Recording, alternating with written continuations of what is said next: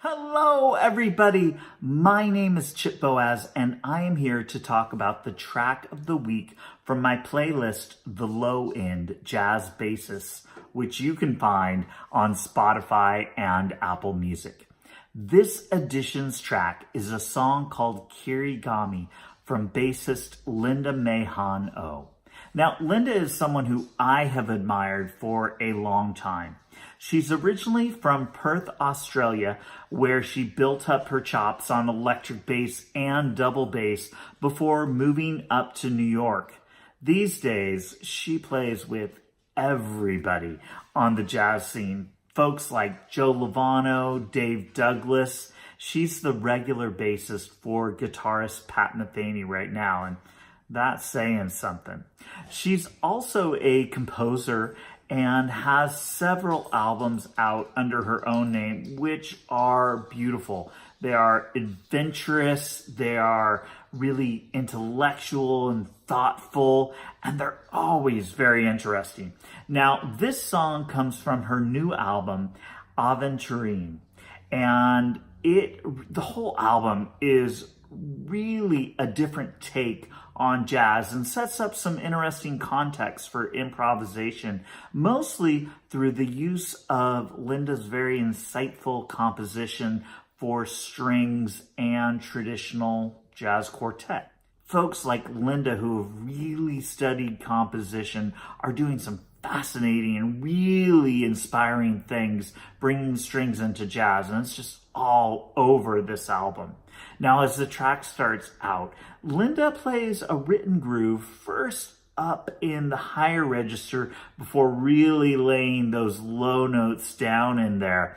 And it's really interesting. It's not a groove in the traditional sense. It's very polyrhythmic against what the strings are playing and really has its own kind of lilt to it. It's laying the foundation for a melody from saxophonist Greg Ward, and Linda does all this great playing where she's playing this really interesting groove and then we'll jump into pieces of the melody and back in. It's really beautifully done. Now things take off when Linda jumps in for a solo, partially because her playing is just beautiful, but also because the way she has written the strings, they go from arco bowing to pizzicato plucking and really create this rhythmic drive that might usually come from a rhythm section, but it's coming from the strings, so there's lots of open space for the bass to cut through. And at the same time, there's this really underlying rhythmic drive. Now, Linda's playing on this is very interesting because the language she is using to improvise is very much informed by a blend of modern classical music, contemporary ideas, and the jazz foundation. It's really, for me, it's been a continual going back and listening to it again just to digest it all. She jumps into a really intense bass line behind Greg Ward's sax solo where she's laying down big, heavy, low notes. She's doing lots of rhythmic embellishments, and she's really being polyrhythmic in her playing. It is such a cool, kind of different jazz track that I think you'd really enjoy. I highly recommend going to the playlist, checking it out.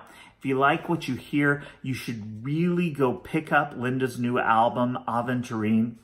I'll put a link to her Bandcamp site in the notes for this video and support the great things she's doing.